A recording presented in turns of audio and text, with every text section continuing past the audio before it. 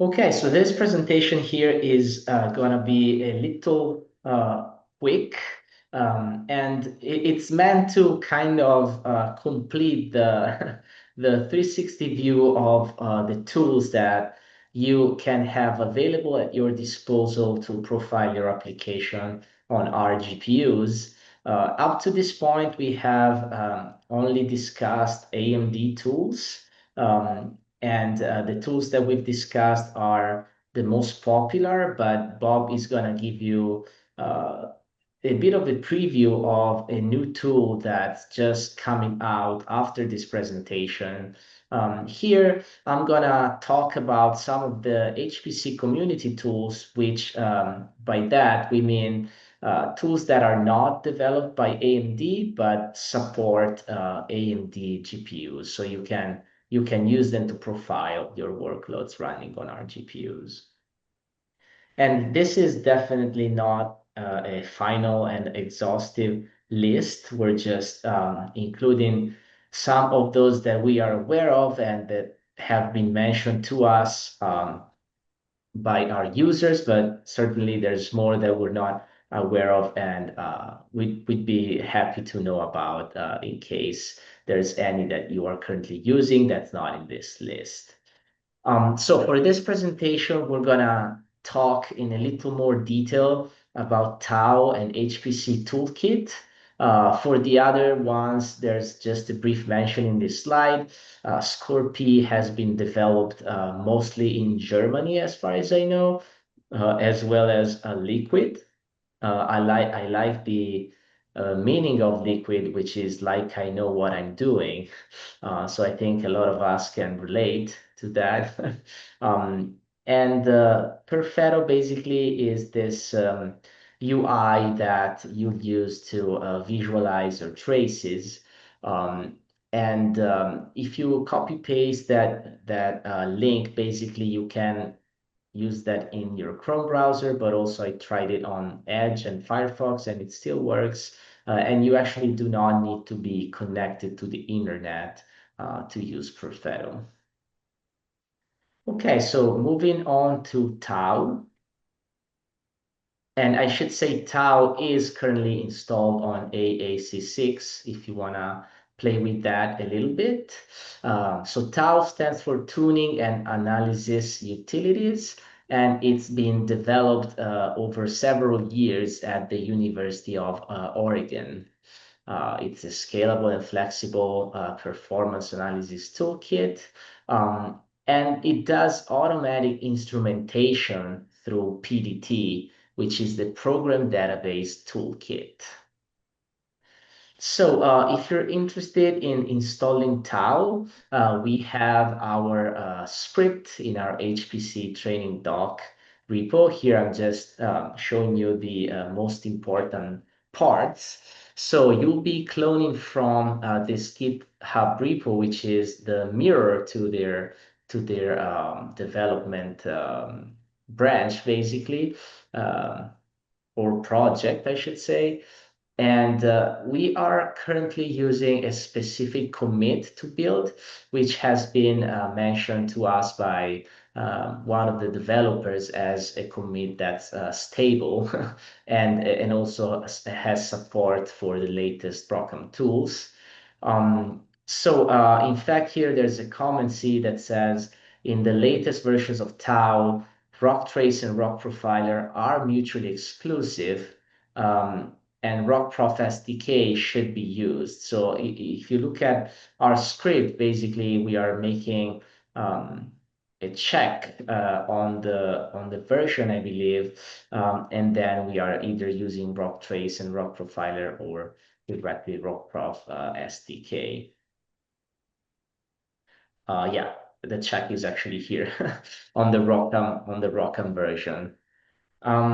Yeah, so something important to know about Tau is that it creates a library for every configuration. So you'll see in the script that we're running the configure and make several times for some of the combinations that are relevant when it comes to profiling. And notice also that we are using R compilers for C and C++, but we are using G Fortran for Fortran because currently AMD Flang creates issues, and that's a known problem that exists with Tau. So to use Tau, there are mainly two approaches. One is through Tau wrappers. That basically are available to you once you installed it. So you can replace the compiler with the Tau wrapper, or you can do dynamic instrumentation, where you basically specify with the dash capital T what you are interested in turning on in your instrumentation. And we have an example of that in our training repo, and that screenshot is showing you just what I was talking about. So if you go into our repo, the heap directory, there's a directory called Jacobi, where we have a Jacobi solver example.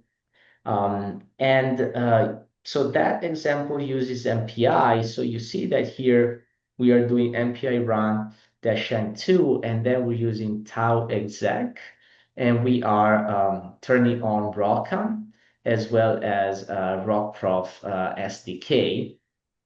And see here also that you'll have to export these environment variables that will decide if you're profiling or tracing for tau. And actually, not to be discounted, at the end, you see there's this call to pprof. Pprof is going to be what is visualizing the data that you have obtained. So pprof will show something like this. And it's important to note that here at the top, you see node 0, thread 0. Node 0 just means first MPI process. And the thread 0 is always on the CPU. Those are names that are given by tau. And similar to what you would have with ROCprof v3, for instance, you're getting the timing here, and you get here all the CPU activity, basically. So all the heap API calls that are made on the host side, MPI, ROCtx markers, and so on. And if you continue browsing your output, you'll see that thread 2 is the GPU, and there you'll find in that block the actual kernels that are executing on the GPU. So you can visualize the traces in a way similar to what you've seen with ROCprof sys and ROCprof v3 by using paraprof. So paraprof will basically give you a visual representation of the traces.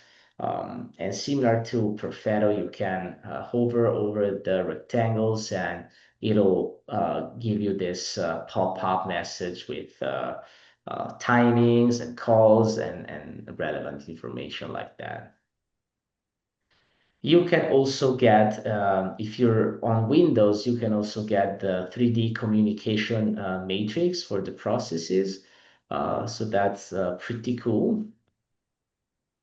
And you can also get the call graph. So basically, if you go back from a certain rectangle following the arrows, then it'll tell you what call did. And here the color map is about the time, the time that each of these took. Okay, so you can also get traces if you do the tau trace. If you export tau trace and set it to 1, remember here that in the example that I showed you, there were those two environment variables that would tell you if you're tracing or profiling. If you set tau trace to 1, then you'll be tracing, and you can get an output like that, which at this point, I guess, looks pretty similar to what you've seen already. Yeah, so you can get a table like this to identify hot loops with PDT, much like you would do with Rock Profi 3. However, with PDT, this is for CPU. So with Rock Profi 3, that's for GPU. With PDT, it is for CPU. So this is helpful if you are in the process of porting to GPU, may want to select those kernels that are heavy, that take a long time on the CPU, and port those to GPU to start with.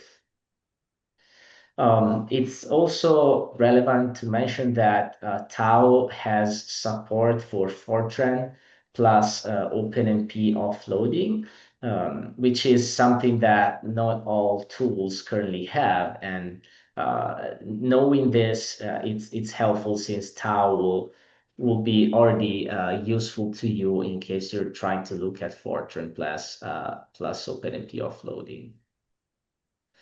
Okay, so a brief mention of HPC Toolkit as well, and then I'm gonna hand it back to Bob. So yeah, HPC Toolkit is not developed by AMD. It's developed by Rice University in Houston, Texas. And STAU is a tool for tracing and profiling and analyze parallel programs. Um, it has low overhead, and it also has an interactive analysis tool that's HPC Viewer. Something worth mentioning is that you don't need to instrument or recompile if you have compiled your code with the -G flag.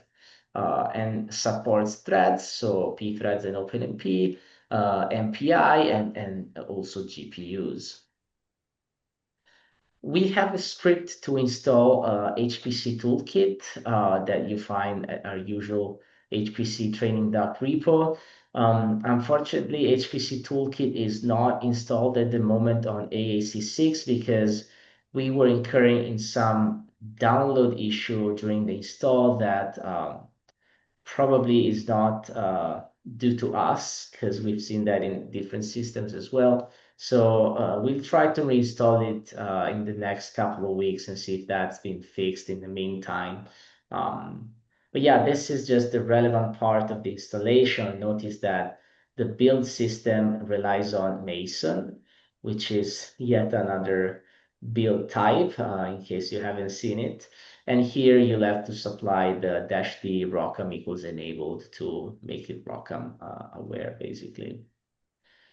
So this slide here, sorry, it's a screenshot of all the nice things that HPC Toolkit can do. And it's taken out of this presentation that was done by Mark Frentel. In terms of the workflow for GPU applications, you would begin with HPC run that will take care of the profiling on CPU and GPU. Then you will continue with HPC struct that will analyze your program structure, and then eventually you'll go on with HPC prof. And if you want, then you can also visualize that with HPC Viewer. So in our repo, in the tests directory, which is where we include the examples for the test suite to test the installation, you'll find little examples that give a test run to HPC run, then HPC struct, and notice that for HPC struct, we actually also need HPC run, as you've seen here in this diagram. And then for HPC prof, you basically need HPC run and HPC struct. So this is a progressive way of testing. And that's it. Thank you for your attention.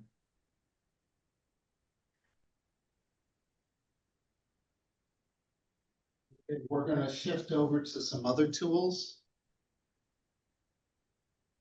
Go ahead and share.